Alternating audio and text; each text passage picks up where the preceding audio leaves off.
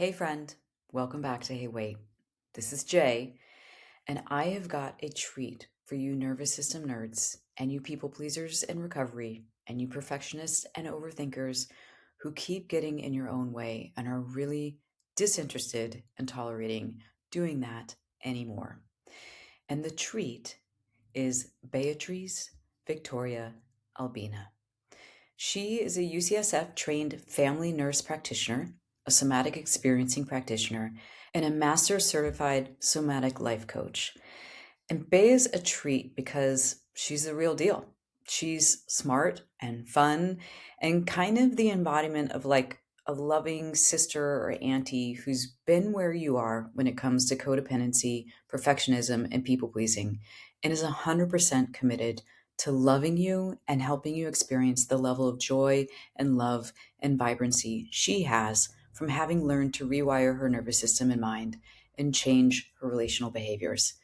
And her best-selling book, End Emotional Outsourcing, a guide to overcoming codependent, perfectionist, and people-pleasing habits, is like a comprehensive encyclopedia for all things self-abandonment, but written in the style that feels more like a love letter. And her podcast, Feminist Wellness, has almost 400 episodes that look at every single detail and angle of what emotional outsourcing looks and feels like.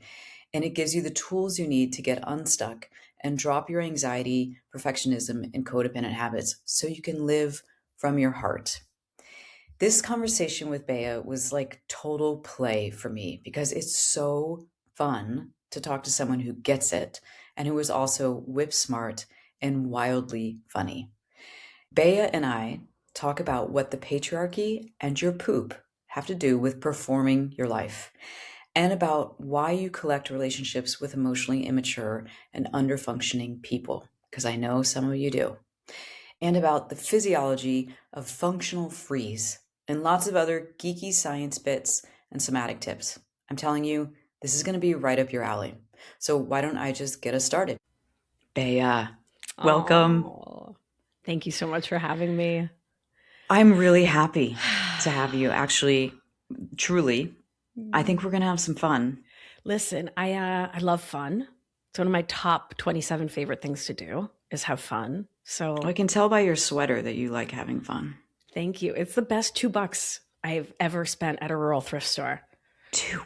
Yeah, someone's Mima had a lot of fun using up the like last end bits of the yarn. For those just listening to the podcast, it is neon horrifying colors put together in just it's every color. Random. It's all the colors at once. Yeah, and it is makes random, no isn't sense. it? It's so random. She just was like using up. And then here you can see on the seams where it's like Frankenstein. So she didn't knit in the round. She knit flat and then sewed it together very, very poorly, which I love her for. Mima. Right? So the story I tell is that she wasn't trying to be a perfectionist. She wasn't like, well, this has to look perfect. She was just like, you know what? I'm going to get this done. And I use it because it's orange yarn and then goes into a dark green yarn and then a light green. It makes no sense. And I love her for it. And it's like the crux of my work is this sweater. You know what? I have to say, for it those matches of you watching, my book. It matches your book. It does match my book. Because if you can't see this on YouTube, the book is Technicolor, and it really shows up from across the room. I love it. And as do I. I show up from across the room. You can't help it. Yeah. Mm-hmm. Yeah. Mm-hmm. So here's the thing I want, like, I know this, and you don't know this yet, and the person listening doesn't know this yet, but you wrote this book, End Emotional Outsourcing, for the person listening. Yeah. Because it's about overcoming codependency, people-pleasing, perfectionism, overthinking, all these things that we talk about here on Hey Wait. And I want to let you know that the person listening already knows about how important a somatic approach is and the nervous system. Yeah. We speak your language. Yeah. And we're really excited. But here's the one piece of language I want you to start with, because your book is called End Emotional Outsourcing. Yeah. And you came up with the term, which is a brilliant term, emotional outsourcing. Can you please tell us what it means? And maybe even, and I know you're good at this, you're good at telling stories. Mm-hmm. Give examples that the person listening could be like, oh, Oh. that's me. Yeah. Okay. So you ready for the get out of my journal part? So emotional outsourcing is when we chronically and habitually source our sense of the three most vital human needs: safety, belonging, and worth from everyone and everything outside of ourselves instead of from within at a Yeah. great cost to self. Yeah. So just like take a moment and pause Yeah. there, listener, because that's, Yeah. let it land. This is the feeling to me of that is like, I am plugged into someone else. Yeah. I am not plugged in to my own source. Sorry, wait, I have a source? Wait, what? No. I mean, unless did you think I did? Because if you think I did, then I probably did. Oh God, I'm sorry. Oh. I was too brash when I said that. Are you mad at me? Do you want me to leave? I can just end the interview right here. I'm so sorry. Do you want me to go? I can go. I'm really sorry. Oh my God, I always do this. Yeah. Yeah. There you go. Yeah. Yeah. That's what it looks like and sounds like and feels like. It can also look like, well, you know what then? You must know how I feel. So I'm just going to go. I'm taking my ball and I'm going home. No. Don't worry about it. J. Moonfields. That's fine. With all I do for you, you can't even have me on your podcast. Don't worry about it. Don't worry about it. No, I mean, we're going to see what happens at Christmas this year, but I'm going to hit the road. Ooh. I'm going to hit the road. And your father will be hearing about this. Oh, shit. I got you there. But bum. No, I mean, seriously. And then I got to go call every auntie ever and tell her what a shit you are, even though I stirred the pot. Okay. So, Okay. so I'm like, my brain just did what your sweater is doing. It fragmented in all the directions. Oh. So it's not, well, let me say this. We've been talking a lot in this season of Hey Wait about fawning. Mm. So emotional outsourcing sounds like fawning in Yes. some ways. Yeah. How is it different?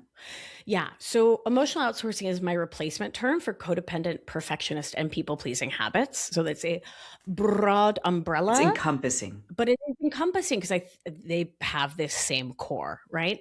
And so fawning is a nervous system experience, a conditioned nervous system experience, where we seek to appease. And how is it different? Not everybody seeks to appease, as in the second character who did actually already call your dad. Right. Yeah. Right. So sometimes this shows up as what looks like a lot of entitlement. Well, I cannot believe that she. It can look like a lot of know-it-allness. Well, listen, you're not going to want to turn left there. I mean, who am I to know? But I know for sure that you don't want to go to veterinary school. Have you thought this through? But how is that plugging into someone else then?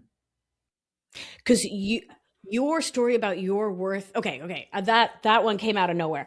That was from coaching this morning. You're like, wait, what? What did I do? But I don't want to be a vet. That's when the parent, their sense of self is riding on your outcomes. Okay. Got it. So they're living vicariously through you because they don't have a sense of self. Of self, or of being, of anything. Okay. The other sort of way that it can come out that doesn't look as much like fawning is a similar story of what will other people think about me if you. So having to control the family unit, having to control appearances. Yeah. Because I don't have this solid sense of self, this embodied sense of self. I don't know where my body and myself are. Yeah. So don't embarrass me in front of the neighbors. Right. So you're micromanaging the people in your life so that, because you see them as an extension of you. Because there is no you. So everyone must be an extension of you. Right. Right. But it sure can also look an awful lot like fawning an awful lot of the time. Yeah.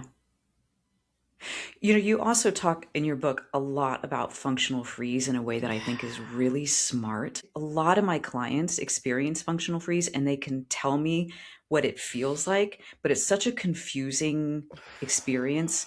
Yeah. I would love for you to unpack what functional freeze is for us, like on the physiological level and what it looks like. Yeah. So it's when it's a mixed state in the nervous system, and we understand that there's various parts of the nervous system are often firing in conjunction. We're rarely 100% sympathetic or 100% dorsal, right? Meaning if those words are new, we're not all the adrenaline or all the shut off, right? That's panic attacks and being catatonic. And so mostly what we are is these mixed states. Functional freeze is a foot's on the gas and a foot's on the brake. So the car, you're not actually getting anywhere. You're just kind of stalling and stalling and going and stalling. It often looks very functional on the outside. So often the folks that I work with, the functional here, is a medical term, is a scientific term. It means that you are functional as a mammal. You're attending to the activities of daily living. You're putting on shoes, drinking water occasionally, like you're showering fortnightly, like you're living in the world. The way I see it, saw it in myself for decades, and I see it in my clients, is the functional is the go, go, go. Is the productive, getting the degrees. And they did go to veterinary school, right? Well, they did go to, they're the best teacher every year. They're winning teacher of the year, right? They're the best PTA mom. They're all the accolades that are outside, function, go, sympathetic, go. But they're frozen. We are frozen. I no longer live this way, but did for decades. So frozen internally to our feelings. So frozen to how we feel.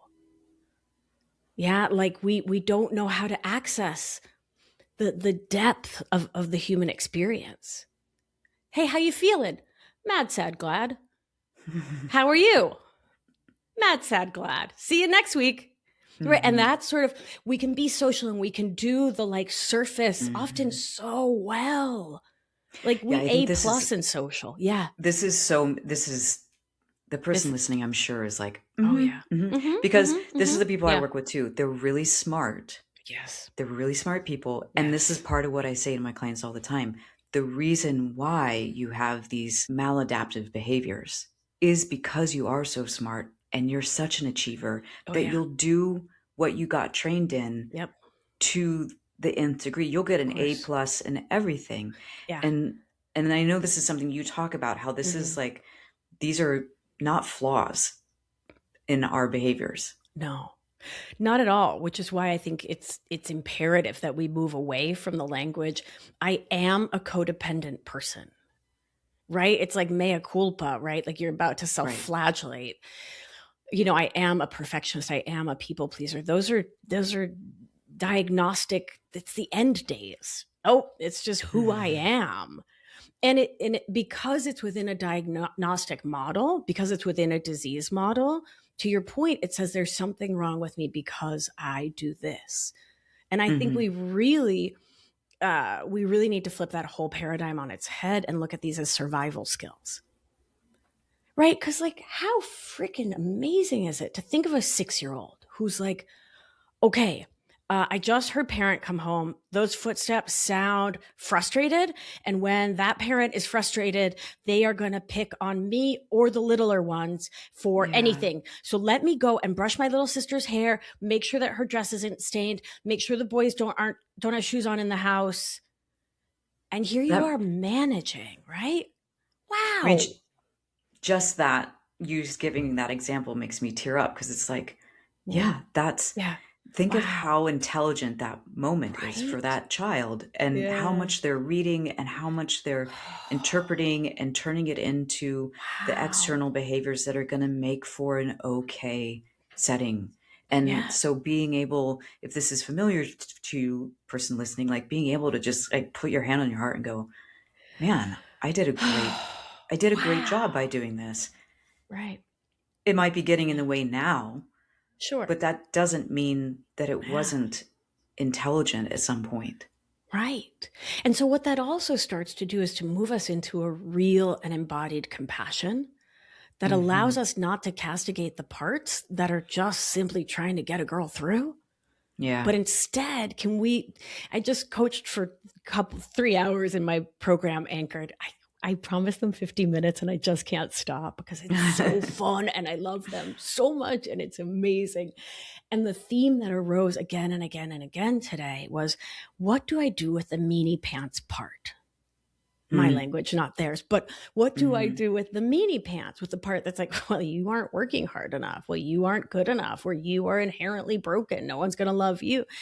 And what we choose to do is to say, oh, yeah, let me snuggle you about it. Yeah, you come here, come sit next to me. Like, oh, right? No. I know, right?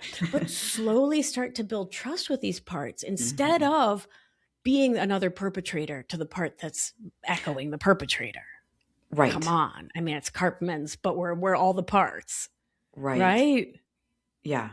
And being able to find that embodied warmth towards all these parts, because deep down, they're incredibly loyal. They're incredibly loving. They're there for you. Right. You just don't like their tactics anymore. Listen. Right. So we got to teach them new skills. So I'm a new mom. We have. Oh, wow. Congratulations. Thank you. Our son Wade is somewhere between 2.5 and 3. The vet couldn't tell from his teeth. He's a cat. And that's right. Your black cat, Wade. I was like, wait a minute. You know what? When you said Wade, I know. Oh my God, that's their cat's name. It's in your bio. And I was like, they named their cat and their son? Oh my God. Okay. No, just the cat. That's I'm enough. with you. Keep going. Thank you. So listen, we found it. He was found in a garbage can. We're all doing what we can with what we got. And he would do that thing where he would bunny kick and bite really hard. And that was his survival skill. And so over time, I've taught him soft teeth. And I swear to Peter, Paul, and Mary, he will lay his teeth in and I go, soft teeth. And he lightens his touch. So who am I to get mad at a cat for doing his instinctual biting thing? Right. He's an apex predator. Right. So instead, I have to teach him, here's how you show me love. You can still bite, but soft teeth. And we're all animals. Listen. Okay, so that makes me think. I was going to ask you another question next, but now I'm jumping. Because you just did. Let's go. You just did a podcast not that long ago about being in a relationship with emotionally immature partners. Your rabbit kicking cat made me think, if you can teach your rabbit kicking cat how to love you, emotionally immature partners, but you also in your book, because this language for the person listening, I want you to hear, you talk about dating under functioners and people who weaponize their incompetence. Oh, yes. And those were, I was like, that is the way to say it, because I also am an emotional outsourcer in recovery, worked with them for 20 years. And I see and know how we collect people who are emotionally immature and weaponize their incompetence. There's no question here. I just want to say, go. Talk. Listen, how else are we, if we have no value other than when we're producing, caregiving, caretaking, doing, our being, that's not important. Get out of here, banana pants. What's wrong with you? No, me sitting quietly in the sun, reading Mary Oliver, having an ice cream. There's things to clean, ma'am. And there's people's lives to manage. So of course we want an underfunctioner. Of course we want to say, oh, you are such a goof at doing the dishes. I'll do them. Look at me. I'm the martyr. I'm the savior. I'm the saint. I'm the good girl. I'm laudable. Now I have worth. I have worth. Well, I performed it. Duh. And then what do we now have in our back pocket? Oh, with all I've done for you? With all I've done for you, you're not going to bend over backwards for me? This is what my mentor, Nancy Dreyfus, calls dropping bombs on Luxembourg. You're peaceful, peaceful, peaceful. I love you, I love you, I love you. And then all of a sudden you're like, you're really? Right. This is, and you just kablooey. Yep. Yeah. We can go into a wee spritz of the histrionic if we're not met in the most perfectest way. Because our performance is the only semblance of safety we have.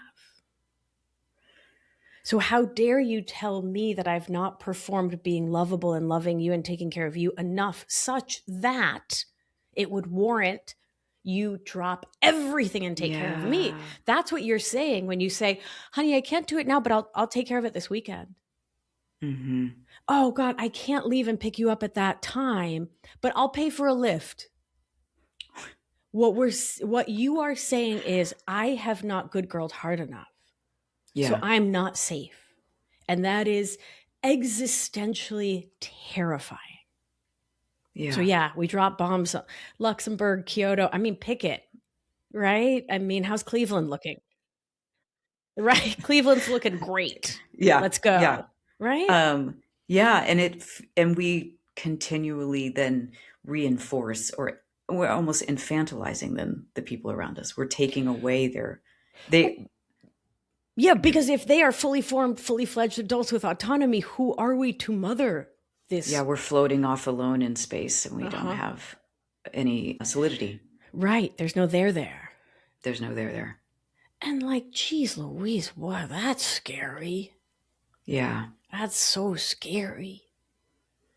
I just thought of, this is so many moons ago. I don't know why this came to my head. It'll be interesting to see if I worked in Mali in West Africa, and we went like you do for like a week up to Timbuktu, like hiking up to Timbuktu. And in the Pai Dogon, there are all these pygmy villages that are no longer inhabited. And as you climb up the escarpment into the pygmy villages, they have all these they were pygmies, these small holes in the rock. And everywhere you were in the village, could see the entire valley below. Oh. The Mother Nature had your back. Your village had your back. Yeah. And if you don't think you're worthy of a lookout, then you've always got a spear at the ready.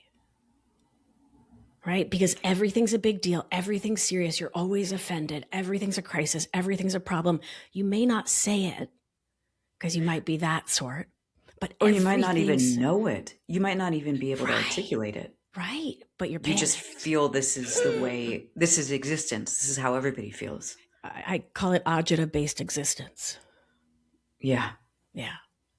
Just like permanent emotional heartburn. Yeah. Yeah. That sucks. It sucks. It's a lousy way to live. And the way to begin to change that in that image that you brought up is like you create your own having your own back. You create your own sense of safety. Yeah. And belonging and worth. That's it. I don't know another way, you know? Yeah. And, you know, this work does not work in isolation. That's the greatest lie of white supremacy, right? Is that we're supposed to do this alone.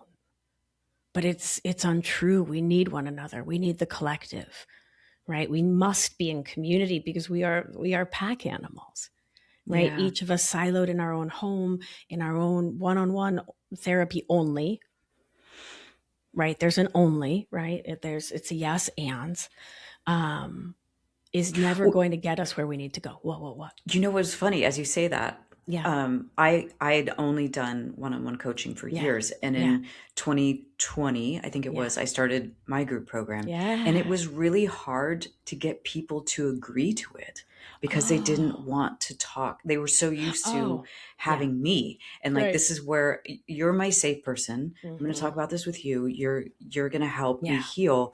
But there was so much resistance to doing the work in group. Once they're in, it's like, you know, it's like, oh my gosh.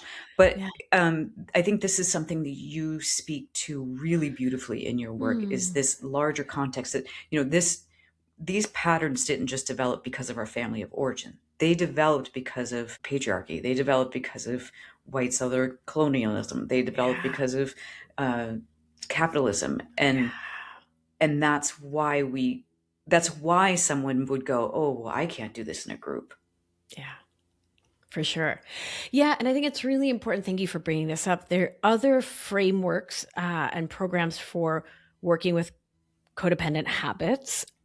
Really, again, tend to come from the disease model and really tend to make it about that person, your qualifier. You're broken. You're broken. And the thing that allows you to get help is somebody else's problem. Do you see how much we're externalizing and outsourcing and othering ourselves just in the very framework of the language? And so my thinking is really to open the gates to look at this so much within the social context and within the social milieu by never talking about our qualifier. Like, that's not in my language. And Mm-hmm. talking a lot about how you can come from a really loving family, like a family where people were really trying hard, right? Yeah. And you still grew up in a good girl culture, where boys don't cry, where shove down your feelings, where got to get to the C-suite, right? Got to Yeah. keep up with the Joneses, got to just like shove down who we are in the name of productivity and quote unquote success. And where all of those pressures within our schools, within our Girl Scouts, within our families, within the Churches, neighborhood, all, churches, right? everything. Mm-hmm. Religion. Yeah, brings shame Mm-hmm. and blame and fire and brimstone as well. All of that leads us to step out of authenticity and into these molds that we feel we must sort of squish ourselves into to get loved, right? To feel that belonging, to feel like we matter, because humans are weird. We're just really weird little animals. We are. But most of us don't let ourselves be weird, Yeah. right? We don't let ourselves be our authentic self because we have been taught that it's really freaking stupid. And we're not stupid. We're not going to do dumb stuff, right? Yeah. So we survival skill ourselves into this false self rather, that we present to the world to try to get by. And so, okay, so what I want to say is you don't have to have a capital, big, some huge trauma or even really discernible developmental trauma to be able to say, yeah, I didn't really feel attuned to, right? Like I'm Gen X and we were feral, or I'm millennial and right. And like, or I'm a zillennial, right? So we get the best of both. I've And we, never heard that. That's oh good. yeah, I'm Yeah. 1979. What year are you? I'm 80. Oh, Mm-hmm. yeah, we're That's millennials. red. Yeah. Right, because we didn't have the internet growing up. I mean, there was Mm-mm. like AOL eventually, but like, Yeah. But you sat for like 15 minutes while it dialed up and you did like right? a thing and then you went Right. downstairs and was done. Yeah, Like, yeah. right. Yeah. Exactly. But we were also largely feral, Mm-hmm. right? Like we hadn't started Yeah. getting helicopter parented No, yet. yeah. We would go, I mean, I would go out in the woods for hours by myself Hours. and then No around the, one knew where we were. mm-mm. No. Yeah, don't come home until the streetlights are on, right? Yeah.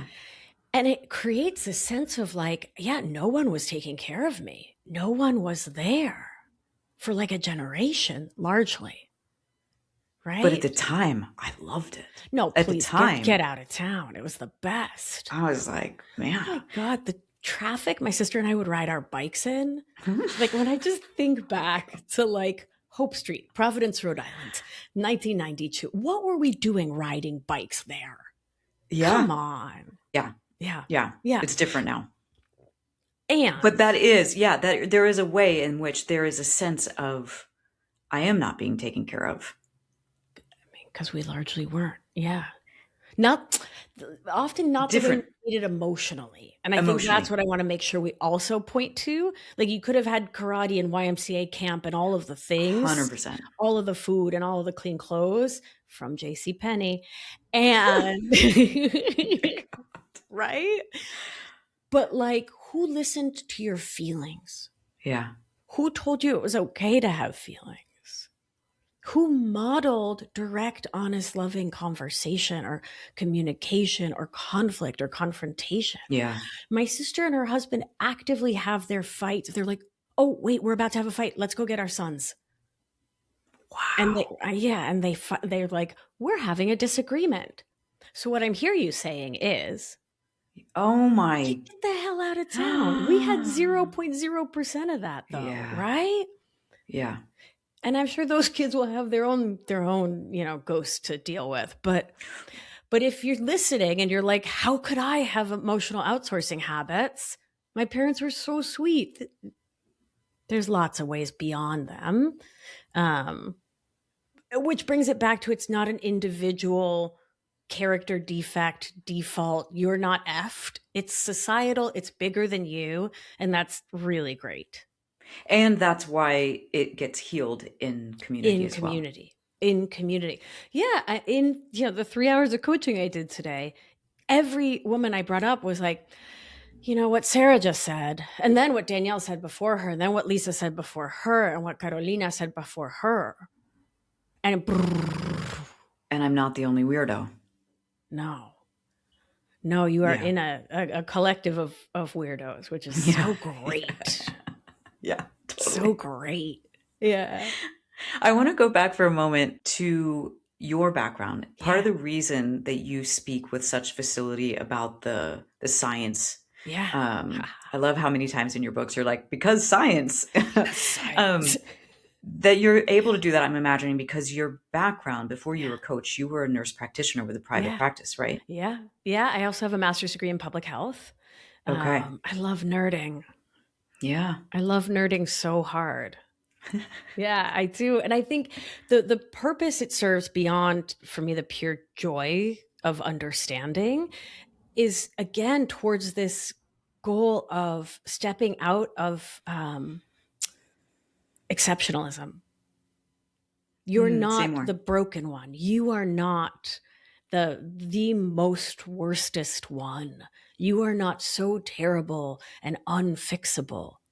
What's happening is your nervous system. Okay, so you're putting a little bit of adrenaline, and the way cortisol is a late stage hormone, and that's going to come out later, but you need really about this much time with adrenaline. Oh, and then dopamine. And I can science for you, más o menos, what's happening. You're not busted. This is a thing. It takes the stigma out. That's what I always say. It's like you get to go, oh, this is, you're right. And like anybody who has wiring like you put in this situation would have a similar, because this is just what we're designed to do. I'm curious though, because wasn't your specialty gastroenterology? Yes. The gut. God. What, as a provider, what were some of the patterns that you saw? Yes. Anxious people not pooping. Or anxious people pooping too much. Too much. Yeah. Anxious people pooping too much, and the depressed people not pooping enough. Yeah. So it's really like, are you externalizing your emotional outsourcing? I got to go. I'm so busy. I got to go. Right. And then the poop machine's like, oh, you wanted vitamins and like actual nutrients from your food? Sorry.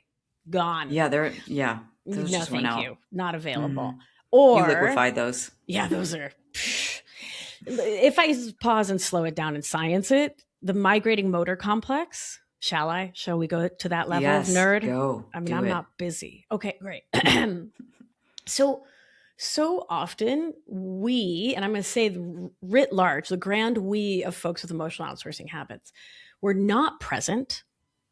We're running from default. Right? We're running from procedural memory, from implicit memory, from when he makes that face, that means he's not pleased. So I should shut my feelings down, roll my shoulders forward, and turn my gut off. Mm-hmm. Boom. And it happens in a blink of a butterfly's eye. Just boom, done. Right? And we're back to being 6 or 8. Mm-hmm. What does this mean for the gut? It means we're not present while we eat. If you're not present while you eat and you're in sympathetic activation, you're anxious, I got to finish this because I got to go to the or you're so checked out, you're so dorsal, you're just putting the food in your mouth because you have to. Your gut's not going to work properly because science, right? Mm-hmm. And so you're not going to put out enough bile. You're not going to, the enzymes needed are not, they're just not going to be there because they're not getting the signals. So then your small intestine will get the food. It's supposed to be pulling out all these nutrients that are so delightful, right? And create more life. But the migrating motor complex, the machine that moves food through there, it needs the right electromagnetic signals in order to like literally go. But if you're freaking panicked because your sense of self is tied to your job performance or whether your partner's happy or your kids' grades or your weight or your whatever, like name it, it's you're not going to be in that parasympathetic rest and digest state that's going to allow the MMC, the migrating motor complex, to actually move your food along. So it's either going to move way too fast or it's going to start to putrefy and you're going to get tummy aches and you're going to be a fart machine and you're going to get bloating and you're going to feel like crap. because you're full of it. You talking to me? Listen, I mean, your team sent over your labs. No, I'm just kidding. They sent you labs and we need to talk, right? But like, yeah, same thing, the peristaltic wave in the gut. It's only going to go if it's safe to go. Let me ask you this, Jay Moonfields. If you were being chased by a lion and you had just had some Arby's, are you going to stop and digest that sandwich? Are you going to stop? Are you going to do that? No. You're being actively chased. I hope not. You're a smart woman. Yeah. Right? That Arby's is just going to do what it's going to do. It's who cares? It's not my business. I'm being chased by a lion. Who am I to care? So then at this level, Yes. just like for the person listening, if they're like, ooh, that's me. I'm pooping my brains out, or I haven't pooped in days. Yeah. Where do they start? Yeah. It's like the most annoying of my prescriptions though. Presence. Oh God, that's fangul with that. Get out of here. You're fired. I know. It's a fireable offense. Because the last thing we want is to be present, because that's where the thoughts are. That's where the terrible feelings are. That's where the feelings of resentment are. That's where the grief is. So don't meditate and sit alone with your thoughts. How dare you? Don't do that. Instead, you're going to take your little thumb. And if you're feeling fast, you're going to tap your first finger slow. And you're going to say 1. You're going to tap your New York finger and say 2. You're going to tap your ring finger and say 3. You're going to tap your pinky and say 4. And you're going to come back and you're going to go 4, 3, 2, 1. So slowly, right? And so we're using math. We're using pattern recognition, prefrontal cortex, and motor activity to slow the animal down. And then you're going to pick up your fork. Now, if you're feeling so disconnected and so, I don't know, I just can't get over that breakup and I just feel like my life is over and I just don't know. You take that thumb and you go 1, 2, 3, 4, 4, 3, 2, 1, 1, 2, 3. And you're going to let the motion start to pick you up a little bit. And does it feel silly? Yeah, it does. It's a real silly thing to do. And that if a giggle cometh, let it. 1, 2, 3, 4. If you want to be the Count from Sesame Street, do it. 3, 4. You're trying to bring a tiny bit of life force energy. Yeah. I love those as an example of meeting yourself where you're at. Yeah. And inviting that's the piece about the somatic and the nervous system work that's so cool to me. It's the same thing. Yeah. It's counting on your fingers. Oh yeah. But you're doing it with a different energy and you're doing it with a different pacing and you're doing it with a different intention. Yeah. And that's what creates the shift. Yep. Right. And it is an exercise in embodiment, but also whatever, just freaking do it and breathe. And with time, you will start to realize that embodiment's just being present in yourself as an animal, living and moving and breathing and existing. And, it's not realistic to expect that you're going to be present at all moments. It's that's neurosis. I was telling you before you were commenting on my hair, and I said that yesterday I had a photo shoot, and the brilliant woman I worked with, Meredith Zenner, she is the first photographer I've ever worked with who she can read my energy and she could tell when I wasn't there. Yeah. And she would take a picture and she'd, oh, you left. And which is so great. Wow. And she, and I know what to do to get back to my body. And so I get back to my body. And at one point she said, I just want to make sure that you understand that when I'm saying you left, I'm not trying to shame you because of course you're not here every single moment. But for us to remember that it is too much to expect yourself to be present all the time, but you can call yourself back when it's important. You can call yourself back when it's time to eat. If you've been having issues with your digestion, you can call yourself back to have that really difficult conversation with your mom. You can call yourself back when you know you need to have a little bit more confidence at work. It's a practice. It's a practice. It really is a practice. And one of my favorite homeworks to give is setting a reminder on your phone. You can do it 3 times a day. You could do it every hour, like at the top of the hour, something that's sort of easy to work in or remember, where the phone gives you a little alert and you put your little paw on your chest or wherever feels good. And if self-touch doesn't feel good, don't do it. And breathe. What am I feeling? What am I needing? And so we do this homework because the number one thing that we lose in the process of stepping into emotional outsourcing is being self-referential. Right? Because we started our conversation, who am I? I don't exist unless you validate me. There is no self here. Which Right? is really fascinating to me because a lot of the people who are emotionally outsourcing would consider themselves very self-aware. I was, but it's the difference between cognitive or conceptual self-awareness Mm-hmm. and embodied self-awareness. And there's a difference between self-awareness and being self-referential. Yes. Right? So in one, oh, I'm so aware of myself. How did I say that? How did she think? How did she think of it? How did he hear it? Yes. Right? And so we're rarely saying, I don't really love the way I said that. We're So thinking, different. how was I heard? So we're outside of self peering in. Whereas what I'm inviting is, what do I feel? What do I think? What do I need? It's the only way I can think of to become our own North Star again. Yeah. Yeah. And And no, go ahead. God, I love how we're both so excited. Like, that's my favorite part. We keep talking over each other because we're both like, and then another thing, and then another thing, and then here's how you can make your life better. And like, that's so cool. I love that.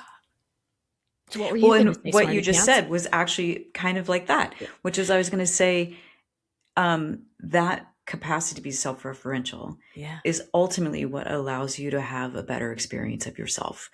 And that's what I like to say Yeah. that I help people do. I help people have a better Oh. experience of themselves. And what I liked Oh. about in your book where you say, I'm so on board with this. This isn't about creating your best life. Nah. Like that's just another thing that's trapped in that Mm-hmm. whole wheel of overachieving and patriarchy and all of that. Yeah, This yeah. is about, how do you say it? I just Your totally blanked. favorite life. Your favorite life. That's it. Yeah. Your favorite life. That's the one. Which is that it's a felt experience. Yeah.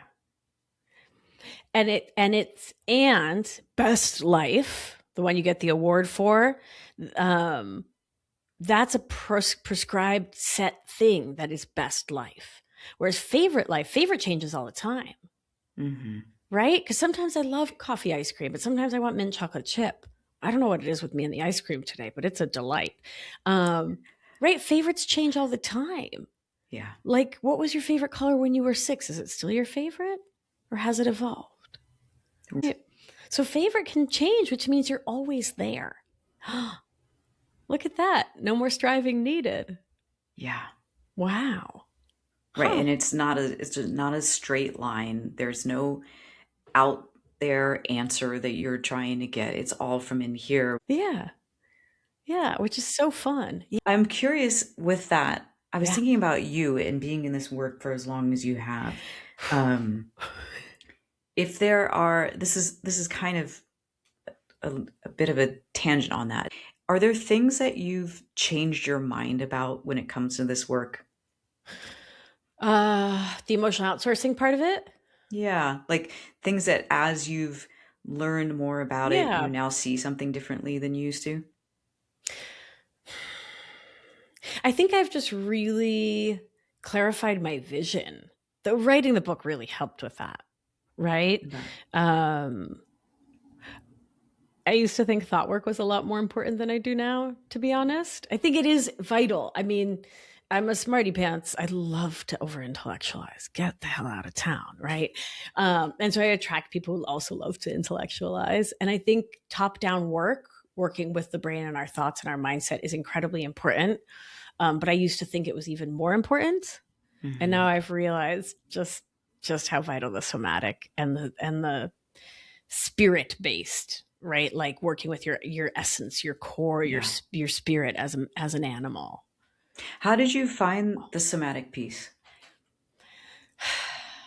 You know, in some ways it just sort of called me, and in some others I've been doing it since Oberlin in the 90s, right? Like doing improv dance and like really Mhm. feeling my feelings through movement in those Mhm. ways. And then life gets lifey and you shut doors, and I had sort of moved away from it and moved into, I'm going to practice medicine so goodly. Um, But I would have these patients with like recalcitrant SIBO, small intestine bacterial overgrowth, like bugs that are so hard to murder when your only focus is let me murder a bug and not let me look at this person through the lens of the nervous system and somatics. And that, I don't know, it just wasn't what we were doing in clinic, right? And it really was following that rabbit down that hole of just like, I've done all the right supplements, all the right prescription drugs, centered obviously to GI. We've done tubes up and down every hole. We cameras where cameras, must go, please. But, like, what's the stone that's unturned here? And so I learned about the importance of visceral massage. So if the viscera is contracting, why is it contracting? Oh, it's an abrasing pattern. What do you mean it's an abrasing pattern? It's has done this brace so often, this is how it holds itself. And that's restricting flow right. And then you start to sort of, okay, well, if that's that, what makes a stomach brace in this way? What are you talking about? Oh, story. Oh, narrative. Oh, self-conceptualization. Oh, identity. And then that loops back to everything I was studying in the 90s and brings Bell Hookett's into the equation. Audre Lorde's in the room. Like, it's all part and parcel of the same work, right? Well, and it wasn't just your clients that you were looking at having these experiences, right? I had tummy trouble. Oh, man. What a tummy I had. Yeah, and these were your patterns as well. Oh, my gosh. Yeah, no, my tummy, long time trouble town, for sure. And like, it is very rare to have a parasite. I have to say that so clearly because now, everybody on TikTok's trying to, every wellness grifter is trying to sell you a parasite cleanse. You don't have a parasite. You're fine. But I did. Right. Like the stool test at Quest Diagnostics told me I had a parasite. I had Blastocystis hominis. And for many years, I was very content with, I took antibiotics and a bunch of herbs and supplements. I was an herbalist first, and we murdered it. But then it came back. Without travel or contact or whatever, it came back. And that's when it's not the simple matter. Like if you drink it out of a stream after a raccoon has peed in it, you're going to get giardia. It's 1 + 1 = giardia, right? And then you take the antibiotics and it goes away. You don't have a complex GI issue. I'm not concerned about your nervous system. You drank giardia, you got giardia, but my bugs kept coming back. And so I am not unlike a toddler with these things. Why can't your poop be nice? Why does your tummy hurt? Why are you so bloated? Why do your farts smell like the end of time? Why? And I would just keep uncovering another layer and another layer and another layer. Well, I think this is part of, I was curious how you got to where you did, because I said before we recorded that we have, the work that we do is essentially identical. And I don't think you get to this work without going, why? Because there isn't anywhere yet. No, that's not true. I think there are 1 or 2 programs now that are really teaching this as a combined set of, like, we have to understand, if we're looking at how we are in relationship, we have to understand the body and the nervous system and these patterns. But I think, again, you were born in 79, I was born in 80. People in our generation, if we know this body of work, you got there because you were like, hey, wait, I need to pull in another thread here. Yes. Yeah, I was an autodidact in so many ways. With paper, like reading actual journals in a paper magazine in the back of the library somewhere, right? And going to conferences and talking to people and hiring a million healers to help me try to heal my own self. And then at many points having to become the healer myself, like the practitioner myself, because we are from the last century and from before the internet, and I couldn't just hashtag it and learn about it, right? I couldn't even ask Jeeves.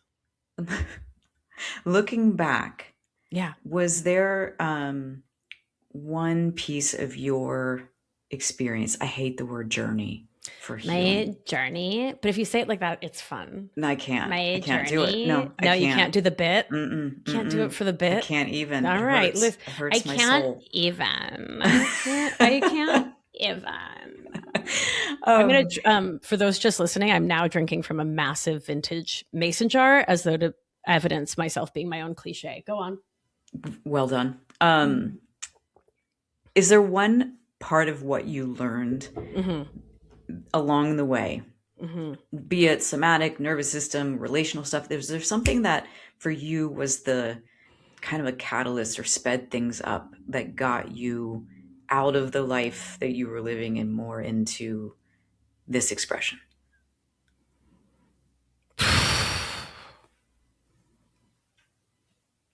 It's hard to say that it's one thing. I mean, the first thing that comes to mind is what always comes to mind to me, which is all praise to Black women and reading Mm. Audre Lorde and reading Bell Hooks and you know what I mean? And Gloria Anzaldúa and Cherie Moraga and Walter Mignolo and just steeping myself in a pedagogy that puts our individual and collective liberation as a unified thing and at the forefront of everything we do. Mm-hmm. Right. And so just that then led me to just always want better. Right. To just always have this steadfastness to say, no, it shan't suck like this. It shan't be this lousy. Yeah. Right. I can do something to change this. Because outside of the gut issues, what was the this? I mean, I think just having a lot of emotional outsourcing habits, right? And then playing that out in friendships and romantic relationships and just outsourcing my sense of me, Mm-hmm. right? And Mm-hmm. not really having that solid sense of self to grasp onto and Yeah. operating from an awful lot of defaults, right? A lot of Mm-hmm. unintentionality. I think of, Mm-hmm. when I look back, the me I was for a very long time was devoid of intention. I was just functional freeze doing the next thing and doing the next thing and doing the next thing. Oh, it's impressive if you have Mm. a master's in public health. Let's do it. And do you think at the time you thought you had an intention? I didn't know that that was a thing. I didn't know I should be guided by intentionality. I just was Yeah. doing. I was going. I Yeah. was impressive. Yeah. And I was just I'm smart and so I did the next smart looking, sounding, feeling thing. I think like so many of us who then wake up in our 30s and Yeah. 40s and particularly in perimenopause, it Yeah. hits you with a ton of bricks of like, why did I want to be in the C-suite? What is this productivity for? What what Yes. what is this? Why am I in this handbasket? No, thank Yes. you. Right? I think a lot of us just go through the paces and go through the paces. And I think I will also flag, like I am so grateful for my queerness in that Mm-hmm. I've always been outside the prescribed norm. And so I've Mm-hmm. always questioned everything, Mm. always. I'm sure much to my parents' annoyance of like the why, of like, I don't believe that the way you're telling me this must be is the only way. Because I'm already I'm already not. doing it I'm differently. already not that. And yeah, so forget about it. I'm Mm-hmm. not interested. Yeah. Right. And so I think that's the thread through that, like, Mm-hmm. no, uh-uh.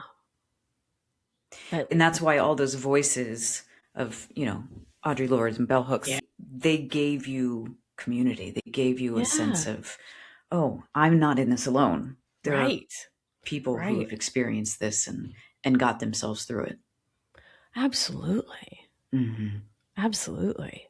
And I think that's a big part of my and why I'm a person who has a podcast and writes books and is because I feel that it is imperative that those of us who have the privilege of an education, the privilege of smarts, the privilege of the capacity to give voice to these things, give the voice such that the next person reading and listening might see a wee lantern in the night and say like, oh, what's that? Like Yes. another way is Yes. possible. Yes. And so I want to direct the person listening to your podcast, which is the Oh, Feminist Wellness Podcast.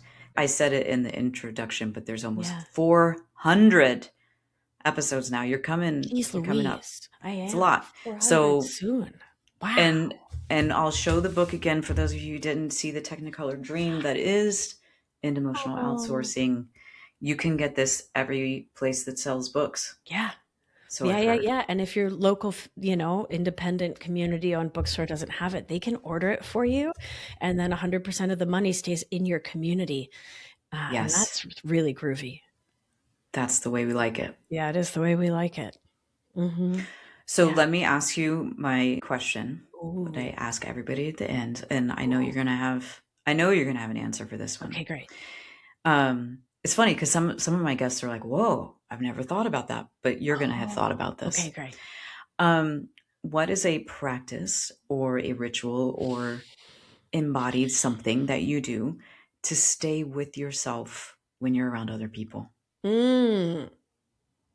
Yeah, we flew yesterday, and so I got many opportunities to do Oh, that. in the sea of The humanity? sea of humanity, that is the TSA line. Yes. Um, yeah, the simplest thing is to connect to the earth. And so I Mm. connect through my weight into the earth. And I remember gravity, which, like, how cool is gravity? And It's pretty useful.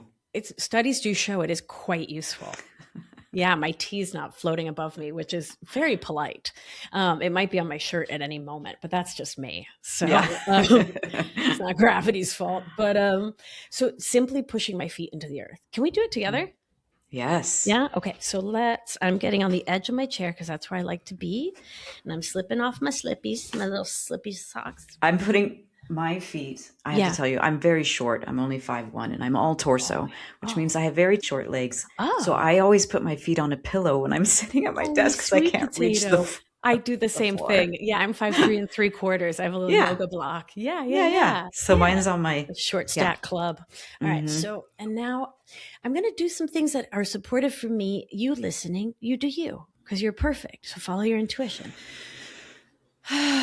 So I'm taking a nice little breath and I'm going to feel into all the corners of my footses. So I'm going to push my little toesies down and release and push the balls of my feet down and release. And then the little sides, like the outside, push down and release. And then through my little heel, down and release. And you see, as you push through your little heel, your whole quads light up. I want to push my whole foots down, down, down, down, down.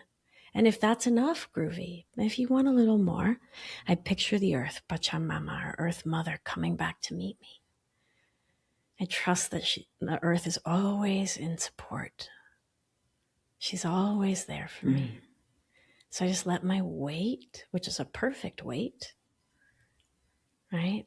I let my weight drop down through my body and into the earth, and I feel her meeting me. And then listen, let's go for gold. Feel your seat, yeah, and feel the chair holding you up. If you're standing on the subway, lean on a rail, not the doors, please. Yeah. Spoken like a true New Yorker. Listen, please. QB line here for those interested. I'm a QB girl forever. Listen, connect in. Even on the subway, you can feel the earth somewhere all around you. And push your own weight and feel how amazing it is. You have muscles that can contract. How freaking cool are you? You're so cool. Yeah, and if you're a human in a wheelchair whose legs don't do that, push with your little paw. Yeah, push one paw against the other paw.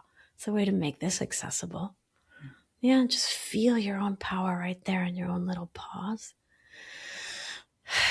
And let it ground you. Oh, that was a physiologic side, my body side. It wasn't my brain.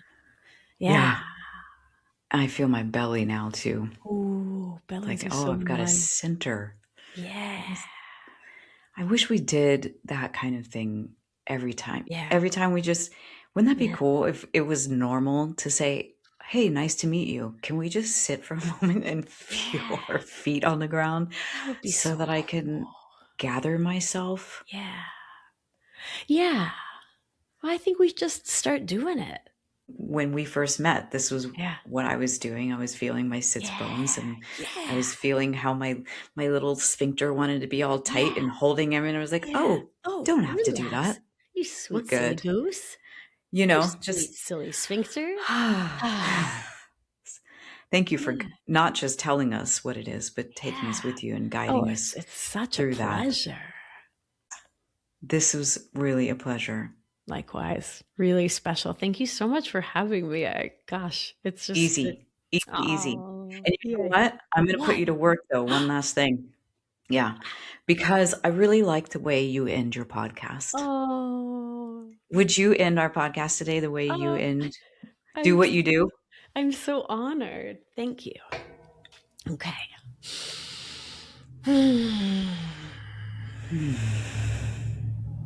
And remember, you are safe. You are held. You are loved. And when one of us heals, we help heal the world. That's Yay. it. That's it. Thank you. Thank you so much, Bea. Thank you. Thank you. Thank you so much, listener, for being here today. I hope something resonated with you and helps you to have a good experience of yourself in your life and your relationships, because you really do deserve that. And if someone came to mind while you were listening today, could you take a moment and share this episode with them right now?